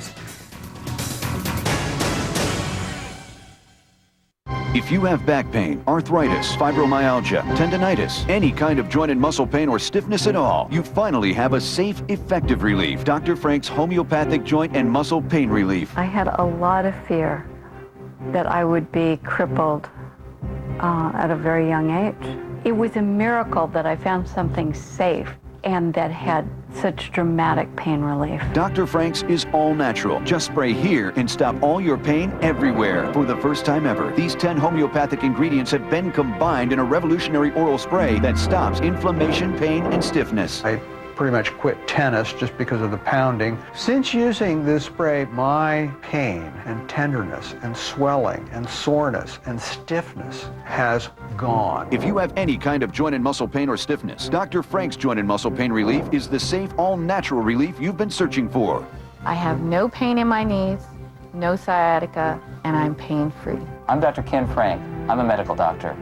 There is a safe way to stop your pain, and I guarantee that your daily aches and pains, whether mild or severe, will stop or significantly decrease with this formula. Start living your life pain-free. Try safe, effective Dr. Frank's risk-free. Call now and get a 200 spray trial bottle for only $19.95. It was as though someone has given me an electric shock that went up the arm, and I could not do that. Now I can't get that pain no matter how far I turn my arm. And now I'm playing tennis again. Call now and spray away your pain in days. Call now for your risk-free trial bottle of Dr. Frank's Joint and Muscle Pain Relief. Ask how to double the supply for free. And also ask how to get for free Dr. Frank's 100-page book about natural and safe pain relief without drugs. Call now, 1-800-957-4051, 1-800-957-4051. That's 1-800-957-4051. Dr. Frank's pain relief really works.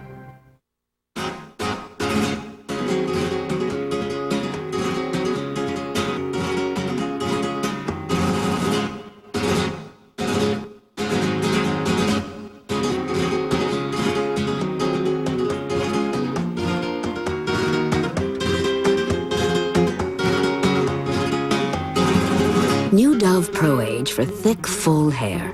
Beauty has no age limit. Just want to remind everyone at the top of the hour, we'll bring you a live news conference out of Houston, Texas. We're expecting the NASA director, Michael Griffith, as well as the director of the Johnson Space Center, Mike Coates. They'll be updating us on that murder-suicide yesterday. So that news conference is expected top of the hour, 2 Eastern, and we'll have that right here for you on Fox. In the meantime, it's the bottom of the hour, time to reset our top story. Wildfires spreading across parts of Georgia as thousands of families are put under evacuation warnings. Now the federal government is sending cash to help firefighters as they brace for powerful winds in the region. 18 homes and at least 50 square miles are destroyed at this hour. Governor Sonny Perdue says the fires are threatening a number of cities in the southeast part of the state, including Manor and Homerville, Georgia. Residents are asked to be alert and watch for the approaching fire. And here are some of the other stories we're tracking for you right now. U.S. troops building a 3-mile concrete wall around a Sunni neighborhood in Baghdad. Commanders say the wall is one of the centerpieces of a new strategy by coalition and Iraqi forces to break the cycle of sectarian violence that's enveloping Baghdad. President Bush announcing he'll visit Poland this summer, where talks are expected to continue over the possible installation of a U.S. missile defense system in Europe. The White House wants to deploy 10 interceptor rockets in Poland and a radar in the Czech Republic by 2012 as part of a multi-billion-dollar system designed to shoot down missiles from states such as Iran. A former engineer at the nation's largest nuclear power plant is charged with taking computer access codes and software to Iran. Authorities claim the engineer used the information to download details of control rooms and reactors at the plant. The man is charged with violating a trade embargo with Iran. The FBI said there's no indication of any terrorist connection. Meantime, a third company is recalling pet food made with an imported Chinese ingredient. It was found to be contaminated by an industrial chemical. Royal Canine USA says it's recalling some of its dry dog and cat foods made with a tainted rice protein concentrate.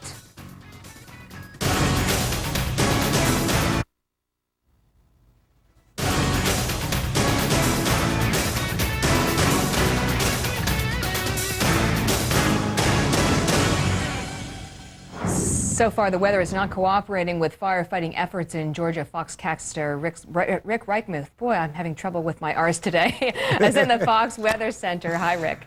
Yeah, especially when it's followed by Reichmuth. That'll do it every time. No worries. Hey, yeah, the big problems mostly because it's extremely dry. Temperatures are warm, kind of where we should be this time of year, just into the 70s. But next, we'll look at the dew point, and this is kind of a measure of how much moisture is in the lower levels of the atmosphere. When you see dew points here around 41 in Atlanta, 55 in Jacksonville, these are pretty dry for this time of year. Normally, we're so close to the Gulf, dew points are up into the mid-50s and towards the 60 range. That's why it's so sticky down there. But it's very dry and a little bit breezy, and that's what's causing all of the problems. And still with some of the breezes in the area, just around 5 to 15 miles an hour, that is causing some of the problems. So today, we do have red flag warnings. It just means the humidities are going to be low. The winds are going to be a little bit high across the panhandle of Florida once again. Not in throughout parts of Georgia, but we'll probably see a kind of a repeat of this for the day tomorrow as well. No real signs of any precipitation moving in across the southeast, at least for about the next 5 days. Meanwhile, areas that have had too much rain, the Northeast, for example, look at this. Finally, the yellow is getting back into the map there. That means temperatures back into the 70s. We're going to see some 80s moving in across parts of the Ohio Valley and the Mid-Atlantic for the day. Cooler back across parts of the West. And here's our concern. While you see clear skies all across the East, this is our bit of a concern for the afternoon. A system that's moving across the Four Corners. It's going to kind of eject out across parts of the high plains. And we do expect to see the threat for some pretty severe weather, certainly some large hail, but the threat also for tornadoes for the afternoon across parts of Nebraska, Kansas, and in around the panhandles of both Texas and Oklahoma. And that's what we'll continue to watch for the afternoon. Catherine. Rick, thank you. You bet. Georgia's not the only place feeling the heat. Mother Nature literally fanning the flames of a house fire in Colorado. Firefighters say extremely high winds near Parker, Colorado, caused flames to race out of control, burning the home to the ground in just 1 hour. Crews could not keep up with the fire as flames jumped to the yard next door and started a brush fire there as well. Just as the big push for ethanol as an environmentally friendly alternative to gasoline heats up, so does the debate over just how friendly it really is. A new study from Stanford University suggests ethanol may make the air dirtier, not cleaner. Here with their take on all of this, Nick Hollis from the Agribusiness Council and Brooke Coleman from the Renewable Energy Action Project. Thank you for being with us. Nick, I'm going to start with you. Essentially, your position is that ethanol is a big scam. That's correct. Okay, why have you reached that conclusion? Well, we've watched it for many years, and we've monitored it from a close-in perspective of being really part of the agriculture family.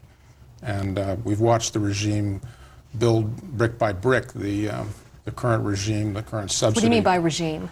Well, I mean a whole host of woven subsidies that have essentially... From the government?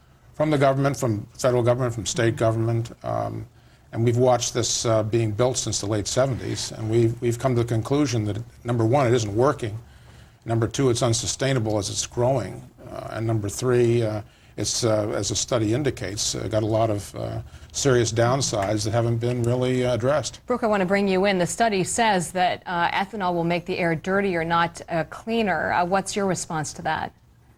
Well, this study's been around for a couple of months, and look at what the author's expecting us to believe that he can do. He's taking today's cars, he's taking today's fuels, and he's plugging them into a model with an incredible amount of uncertainty and telling us that 180 people are going to die in 2020. I mean, it borders on the absurd. But I think the bottom line with regard to ethanol use is 8 of 10 Americans support increased ethanol in this country, and I don't think it's because they've been bamboozled by the press. I think the reason is they intuitively understand that we only have 2 liquid fuels available to us for the transportation sector. And one is gasoline, and it's highly toxic, and it's born in places like Iran and Venezuela, and takes a heck of a lot of political and economic capital to get here and use. And the other is ethanol, which is a biodegradable form of liquid fuel. It can be grown sustainably. And as we move into a second generation of ethanol use, such as cellulosic ethanol and more advanced forms of biodiesel production, the environmental and economic benefits are great. But I mean, it really comes down to economics. When you pay for a gallon of gasoline... Let me just ask you about the economics, because the whole basis of ethanol is that it only works if you have cheap corn. And I want to bring Nick back in because the farmers are not buying into this because they think corn is going to be cheap, not long-term at least. Farmers have been very wary, although this is a very significant planting season because of the price of corn now. The price of corn has gone way up with the mandate, with the 2005 Energy Policy Act. So farmers are, they feel in a way like they're being stampeded over a cliff. They don't really have too much choice. Only the larger farmers and the major agribusinesses are the ones seemingly benefiting from the force. If ethanol is such a great biofuel and renewable, as our friend says, why is it being forced on the American people? Brooke's got a 15-second wrap here. Look, why do you think that this really is the wave of the future if we've been trying to get ethanol to be viable for decades? Yeah, sure. I think it's strange that we would come to the conclusion that increased amount of money going to corn farmers is a bad thing. I mean, usually the problem is when you buy a box of cornflakes, only about 10 cents goes to farmers. And I think if we can get maybe a nickel more to farmers, I think it's generally a good thing. But the bottom line is we have an energy problem in this country, and ethanol is not a silver bullet, but it's something we can do sustainably that's part of the solution. Brooke Coleman, Nick Hollis, thank you very much. Thank you. Now for a look at what's happening at the top of the hour on Fox News Live, let's go to Jamie Colby, who's in New York.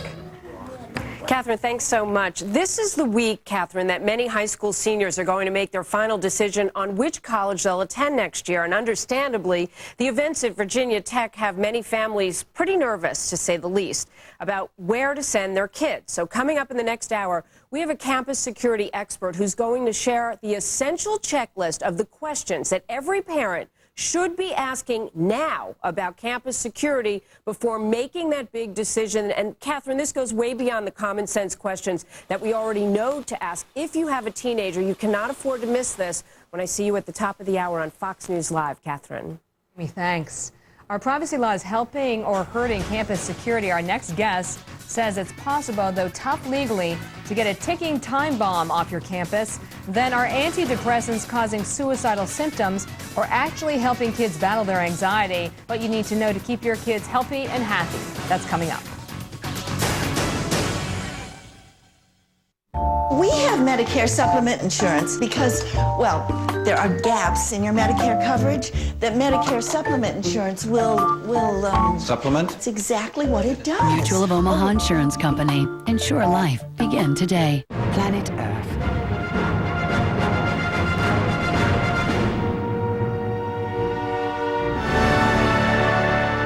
Like you've never seen it before. Coming to DVD, HD, and Blu-ray. Your mind. It takes everything in and sorts it all out. You need to keep it vital. Introducing a new supplement, Bayer Nutritional Science Vital and Sharp Mind, uniting science and nutrition to help support memory, mental sharpness, and healthy brain function with a unique formula of ginkgo and omega-3. What will your vital mind achieve? Find out more at BayerNutritionalScience.com, uniting science and nutrition for your vitality. This is the car, manufactured by Daimler Chrysler Corporation, who partnered with Dell, who focused on making them even more efficient with managed services and infrastructure solutions, customized to work in a smarter way. Because Dell designed solutions with one company in mind. Yours, Dell. Just heard shots after shot after shot. And I just heard somebody in the hall yell, "Get down, get down." The tragic timeline, the baffling motive, the dire investigation. We profile a killer on scene with facts, first-hand accounts, and the latest reports. As the mystery unravels, only one takes you inside. Plus, how is the shattered community moving forward?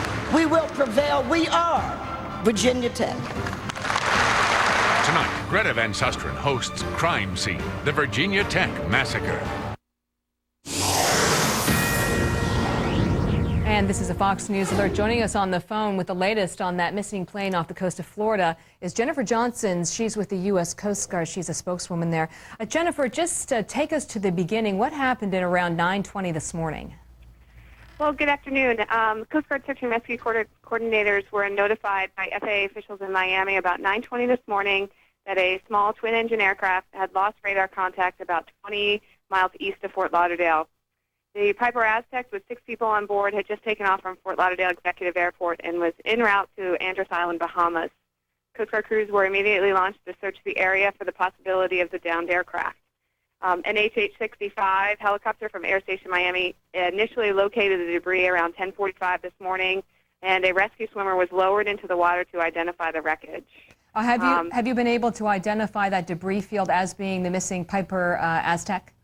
The Coast Guard rescue swimmer did identify the wreckage, and crews from Coast Guard Station Fort Lauderdale and the Coast Guard cutter Chandelure are currently searching for any survivors. So you've been searching for survivors now, what, for almost 3 hours? Yes, ma'am. Mm-hmm. Any sign of anyone at this point? It's 3 hours. I don't mean to be pessimistic, but it sounds like there may not have been any. Well, Coast Guard crews will continue to search the area until they're certain that no one needs to be rescued. Our thoughts and our prayers are with the friends and the family of the 6 people on board, as well as the crews that are searching for any of the survivors. What can you tell us about the 6 people on board? I don't have any information about the 6 people on board. We're going to wait to release any information regarding them until all of the next of kin have been notified. I don't know if you're familiar with Piper Aztec. It's a small passenger aircraft. Does it have flotation device aborted or some other safety feature that would allow people to survive for 3 hours? You know, I'm not an aviation expert, and I'm not sure what that plane is equipped with. Mm-hmm. So tell me what the next step is for the Coast Guard. The Coast Guard just will continue to search the area until we eliminate the possibility of any survivors, or if there are survivors, or until there is no more information to be had regarding the incident. The FAA said they lost contact with that aircraft. Was there anything else that was suspicious or unusual about that flight this morning, from what you know? Not that the FAA has told us. You know, our hopes are that we do find survivors regardless of how long they're in the water. We're just going to keep searching, and hopefully there's a positive end to this tragic accident. The debris field is about 17 or 18 miles, at least that was the last information we have here at Fox, off the coast of Fort Lauderdale. Can you describe what that area of the Atlantic is like? Is it pretty rough? Is there any other sort of land bodies out there, or what's the temperature of the water? I'm not sure of the temperature of the water. I can tell you that it is almost a direct flight from Fort Lauderdale or Miami straight to the Bahamas. It's a short flight. It's only about an hour and a half. So and we located the wreckage actually 17 miles due east of Fort Lauderdale. Oh, you did. Well, Jennifer, keep us updated as you get more information, and good luck with your search. Thank you. Meantime, mental health workers struggling with patients sometimes coming under attack, all because the patients refuse to take their medications. And now, because of a 2004 court ruling, it's actually getting harder for doctors to force patients to take their meds. Adam Housley has that story from Los Angeles. Adam? Catherine, here's the problem. Criminally insane patients here in California are now allowed to refuse to take their medication. So the result is every time a patient refuses to take medication in California, a state hospital has to hold a due process hearing. Again, this happens every time a patient refuses to take their medication. Now, this all stems from the case of a convicted murderer, convicted killer, Kanuri Kawi, who fought for the right to refuse medication back in 2004 and won. Now, this criminal was a paranoid schizophrenic who, while off medication, would eventually stab his roommate to death and believed that women that he had attacked in the past had started the Vietnam War. Now, this is all according to medical records and court records. Now, while doctors do not condone patients refusing their prescriptions, especially ones as seriously ill as Kawi, some can understand the request to skip taking the pills. Now, of course, they're here involuntarily to begin with, so they didn't want to come here, so it's a little different type of mindset. You know, if you have a patient coming to you for treatment, they have already have some insight about needing help. These guys are here against their will. Now, this change in California state mental hospitals has led to mass hearings where patients' advocates argue that their clients' cases need to be heard. At Atascadero State Hospital, for example, it has amounted to as many as 700 hearings since the Kawi decision just 3 years ago. Now, some legal experts hail this 2004 court ruling and argue that this is the price you pay for a free society. You can't protect people completely. I mean, that's just unfortunate, but that's just the way the world is, and we have to make trade-offs as between people's liberty and the protection of the public and all the other interests at stake. Now, there's a couple things to take note. First of all, it comes down to trusting a patient, a criminally ill patient, someone who's been diagnosed as that, as well as a doctor. Now, which one wins out? Well, in this case, Kawi won out because at Napa State Hospital, where he had been treated from 1995 until 2004, the hospital director had testified to the court, quote, that Kawi posed a markedly increased risk to the safety and security of staff and patients. Despite that, they let him get off his medication. Catherine? Adam Housley in Los Angeles, thank you. So what does it take to get a ticking time bomb, a shooter like Cho off your campus? Are federal and state privacy laws helping or just getting in the way? Gary Pavella is a specialist in higher education law from the University of Maryland and author of the book Questions and Answers on College Student Suicide. Okay, Gary, there's been a lot of wringing of hands this week that the laws are very conflicted and the federal is not like the state. In fact, there's a story in the New York Times that suggested that there's a real discrepancy. But you say that there really is a system to get these kids off, and the first element of that is disciplinary. What does that involve? Focus on the conduct, and if the conduct crosses a certain line, violates institutional rules, you can ultimately remove someone, expel them for bad behavior. So things like stalking. Right. And in this case, of course, the girls did not follow through on those charges, and also sexual assault. Of course. So that can get you suspended. That's right. Or expelled. Or expelled. Second, called a direct threat procedure. What is that? Yes, it's under the federal disability law, and it protects people really from the power of the government or power of a corporation to reach in and just get rid of you because they don't like your eccentricities. And so there is a requirement of showing that you are a direct threat to yourself or others, and there must be due process that goes with that. And in this case, it would be due process at the university. So the university could come to you and say, you're a problem, we're going to have sort of a hearing at the school, and then we're going to make a decision here at the school. That's right. It's complicated and not used much. It's awfully important because if you step back and look at what we're doing, we're talking about a government agency. Virginia Tech is a state institution, deciding whether to throw someone off campus or maybe even triggering a process where they would have to go to a mental hospital. How much power do we want to give the government, and where is the right balance? There's a high threshold they have to cross. The final way you say is something called a voluntary withdrawal. What's that? I think the most common way that troubled students ultimately leave campus for a period of time is where parents and deans and the student get together and work out a plan where the student voluntarily leaves and then comes back at a later date. That's probably the most common way these issues are addressed. And one thing that surprised me is you said that a university can share information about a student's behavior, let's say a stalking incident, with parents if the student is still a dependent on their tax return. Yes, very important to understand that a dean or an administrator can do that, but that a mental health professional cannot. Gary Pavella, thank you very much. Thank you very much. Parents have long been afraid of the mixture of antidepressants in kids, but a new study may shatter the cautionary conventional wisdom.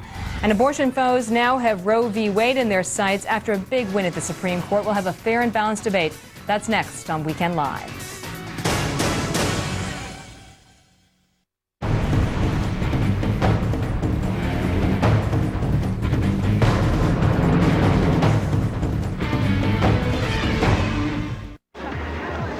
About those guys. I am just so sick of this. Dude, what do you expect? You went with Geico.com. What, to save some money? It's my life, okay? Just a little loyalty would be nice, that's all. What? Having Geico makes me less of a caveman? Tina's here, we're getting back together. Hey, give us a minute. Geico.com. So easy a caveman can do it. Pierce, what's with the new sports car? How about a ride? Maybe. Hey, Walter, let's play some golf this afternoon. Oh, sorry, I haven't sold anything all month. Dude, how do you do it? You sold $3 million this quarter already. Motley, only fools work hard. I work smart. I use SalesGenie.com. I get just the right sales leads. For 100 free sales leads, go to SalesGenie.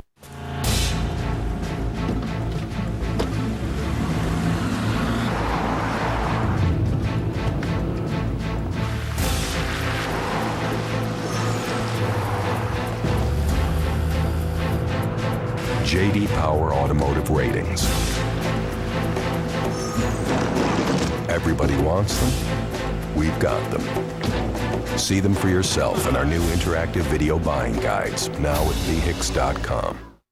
Mattress World's having a good, better, best sale. Get a twin, full, queen, or king for one low price. Choose this one for just $99 each piece. Go better for just $169 each piece. Or best for just $239 each piece. And get no interest, no payments for 1 full year. If we can't beat any price on any comparable mattress, then the mattress is free.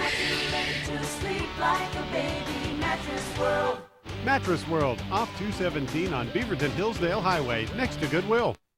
Hi, I'm Buddy the Little Bull, and I'm lost. I started out to go to this great new Toyota dealership, Wilsonville Toyota, where there's absolutely no negotiating because the lowest price, their very lowest possible price, is always posted right on the car. Plus, the salesperson is the only person you need to talk to from drive up to delivery. But I got lost. I'm hoping somebody out there can help me find Wilsonville Toyota.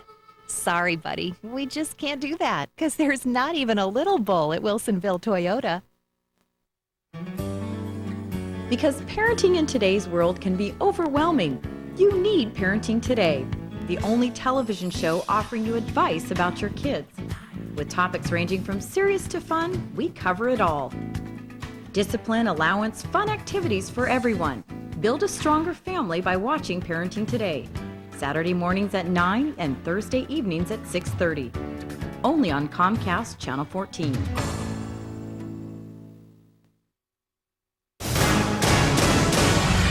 Each year now, more than 1 million prescriptions for antidepressants are written for children and teenagers in this country. However, many parents are afraid to give their kids antidepressants after warnings that the drugs could bring on suicidal tendencies. But a new study suggests that the benefits of antidepressants in kids may outweigh the risks. Here to explain is Dr. Lee Vinokur. Lee, thanks for being with us. Sure. Okay, so the study says, we got 1 billion studies on this, but the latest one says that it's not such a bad idea. Right, it analyzed it, and compared to 2004, when the FDA said that 2 in 100 kids, or 2%, have increased suicide tendencies, this was half as much, 1 in 100. Okay, so how many kids in this country, and I'm talking, young kids, are on antidepressants or some kind of medication like that? Well, I mean, it's not that many if you look at the overall population, but when a kid needs it, a kid needs it. But like any drug, it just illustrates the fact that it should be a last resort, and you really have to be vigilant if you put your kids on the drugs. What's the most common drug that's prescribed for depression in kids now? Well, probably Prozac. And this new study really looked at more than depression. Anxiety disorder, it benefited the children much more. Also OCD, or obsessive compulsive disorders. So Prozac, all the SSRIs, What's Paxil, an SSRI? Serotonin reuptake inhibitors. And serotonin improves your mood. Right, exactly. Okay. But it also helps for those rituals with obsessive compulsive disorder, and helps in anxiety too. How young are you seeing kids being given these drugs? Well, sometimes if the children really need it, sometimes you can see 8, 9, 10-year-olds on these drugs. 9-year-olds taking Right. these drugs. And adolescents. What's the long-term impact for these kids, or do we not really know? And are we running an experiment on them? Well, no, we're not really running an experiment. It's been going on for several years. In the last decade, back to '86, we've been starting children on these drugs. But if a child needs it, a child needs it. But the point is, it really should be a last resort. You should have tried everything first. And then if you have a child that can't function anymore because of these rituals, or has so much anxiety that they can't go to school, then they need the medication. You just have to watch them. But that's a very small portion. It is. So do you think it's overprescribed generally? No, I don't think it is. I mean, I think it's good there's a black box warning. I don't think and that they should. What is a black box warning? It's just saying that there's some side effects that you should be aware of. None of the children in this studies actually had committed suicide. They just had increased suicidal ideations or tendencies or behaviors. And you have to watch for those, and those are red flags. So what I'm hearing you say is that if you're a parent and you have a child who's on these antidepressant drugs, that's actually where your responsibility increases. Some people think they're going to give their kid a pill and then they're kind of done with it. Right. You can't just throw medications at it. It should be a last resort, but if your child needs it, the child should take it. But then you have to watch. Are they feeling more worthless? And it's only in the first 2 months when they're taking the drug. That's the critical window. So are they feeling more worthless? Are they suddenly talking about, you'd be better off without me? These are red flags. You got to get them right into a mental health professional. And they should be following up with their doctors very frequently if on and their what we saw in this case is that there wasn't a lot of follow-up. Right. Dr. Vinokur, thank you very much. Absolutely. The Supreme Court approves the ban on partial birth abortion. Could this open the door for a review of Roe versus Wade? We'll have a fair and balanced debate right after the break. The quest for the perfect lawn. It's as American as baseball, and for some, just as competitive. That's why you need the best equipment, like the new Craftsman zero-turn tractor.